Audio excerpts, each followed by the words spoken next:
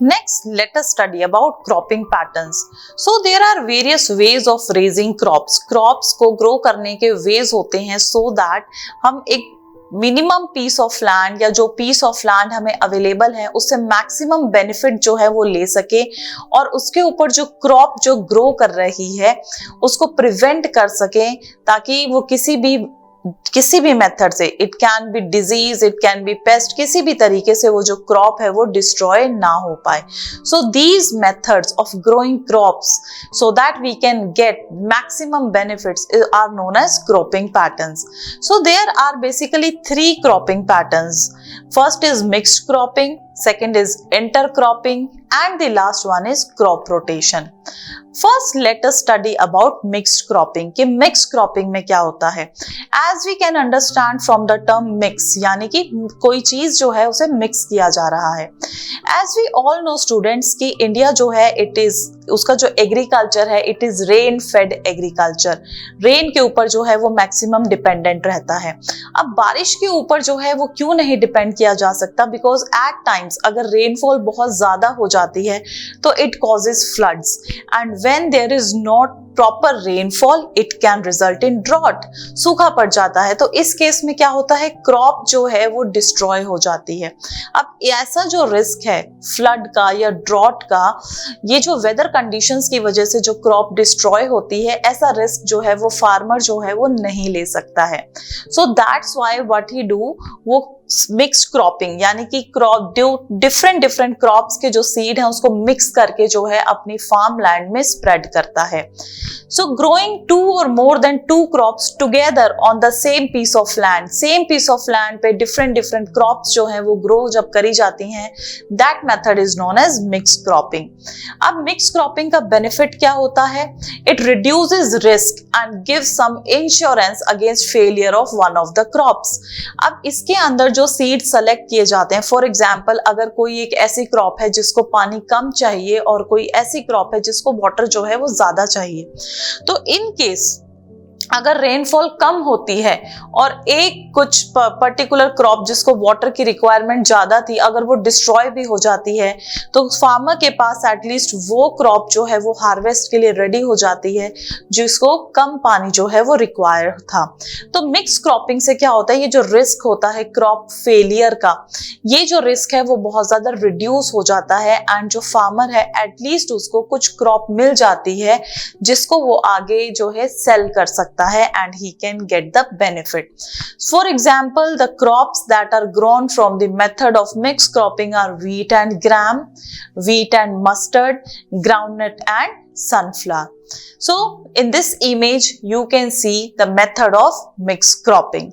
The next method is intercropping. Intercropping means एक ही field में 2 different तरह की क्रॉप्स जो हैं उसको लगाया जाता है साथ साथ, बट एक स्पेसिफिक पैटर्न में लगाया जाता है. मिक्स क्रॉपिंग में फार्मर जो है वो सीड्स मिक्स करके स्प्रेड कर रहा था. इसके अंदर एक स्पेसिफिक पैटर्न जो है, रोज का जो पैटर्न है वो फॉलो किया जाता है. सो 2 or more crops are grown together in a field but in a specific pattern. It ensures the maximum productivity of the crops. इसमें क्या होता है कि जो क्रॉप्स जो फार्मर फिक्स पैटर्न में ग्रो कर रहा है वो सेम पीस ऑफ लैंड से मैक्सिमम प्रोडक्टिविटी यानी कि डिफरेंट टाइप्स ऑफ क्रॉप्स जो है उसकी प्रोडक्टिविटी जो है वो गेन कर रहा है to earn the benefit. Since the crops have different nutrient requirements, they would use maximum nutrient. अब जो different crops होती हैं उनकी different requirements होती हैं, nutrient requirements. किसी crop को फॉस्फोरस ज्यादा चाहिए तो किसी क्रॉप को जो मिनरल पोटेशियम है वो ज्यादा चाहिए ग्रो करने के लिए. तो इसमें क्या होता है कि proper utilisation of the nutrients जो है वो होता है. And the crops that are grown from this method of intercropping are soybean and maize. The next method that is followed is crop rotation. Crop rotation means एक बार एक crop लगाई गई तो नेक्स्ट सीजन में जो है वो दूसरी क्रॉप जो है वो लगाई जाती है. So what is the benefit of crop rotation. इसमें क्या होता है, फॉर एग्जाम्पल अगर क्रॉप 1 जो है वो जब ईयर 1 में लगाई गई, for example we can see in the diagram also malt and barley, तो फर्स्ट ईयर में इस क्रॉप ने जो न्यूट्रिएंट्स यूज करे हैं वो न्यूट्रिएंट्स जो है वो सॉइल के अंदर डेफिशिएंट होने लग जाते हैं ऑब्वियसली। अब सेकेंड ईयर जो है वो ऐसी क्रॉप ग्रो करी जाती है जो न्यूट्रिएंट्स क्रॉप 1 ने ईयर 1 में यूज कर लिए, सेकेंड ईयर में जो क्रॉप ग्रो करी जा रही है उस क्रॉप को वो वाला न्यूट्रिएंट जो है वो ज्यादा अमाउंट में रिक्वायर्ड नहीं होता है। वो जो सेकेंड ईयर में जो क्रॉप ग्रो करी जा रही है, for example spring and wheat, ये जो क्रॉप है ये दूसरा न्यूट्रिएंट जो है वो यूटिलाइज करेगी, और जब तक वो दूसरी क्रॉप रेडी होगी तब तक ईयर 1 में जो न्यूट्रिएंट डेफिशिएंट हुआ था वो जो न्यूट्रिएंट है वो सॉइल के अंदर रिप्लेनिश हो जाता है। So this is the method of crop rotation. So this we define crop rotation as method of growing different crops one after another on the same field। एक बार एक क्रॉप, उसके बाद दूसरी क्रॉप जो है उसी सेम फील्ड में लगाई जाती है जब फर्स्ट क्रॉप जो है उसको हार्वेस्ट कर लिया जाता है। It is availability of moisture and irrigation facilities decide the choice of the crop। कितना मॉइस्चर, बिकॉज हमारे जो क्रॉप जो ग्रो करती है वो सीजन पे भी डिपेंड करती है, तो कितना मॉइस्चर किस क्रॉप को चाहिए या कितना इरिगेशन वाटर की रिक्वायरमेंट किस क्रॉप की कितनी है, इस पे डिपेंड करता है। फार्मर जो है अपनी जो क्रॉप के जो सीड्स हैं वो सेलेक्ट करता है, वो इन दो फैक्टर्स पे डिपेंड करता है, and then it decides that which crops are to be cultivated one after the another harvest. So next we will study about the advantages of crop rotation की जो crop rotation है उसके क्या advantages होते हैं। Soil fertility is maintained। As I told you कि एक crop जो है जब तक एक harvest over हो जाती है और दूसरी harvest जो है उसमें हम दूसरी crop जो है वो harvest के लिए grow करते हैं, तो जो nutrient जो first time में जो deplete हुए थे वो nutrients जो हैं वो replenish हो जाते हैं।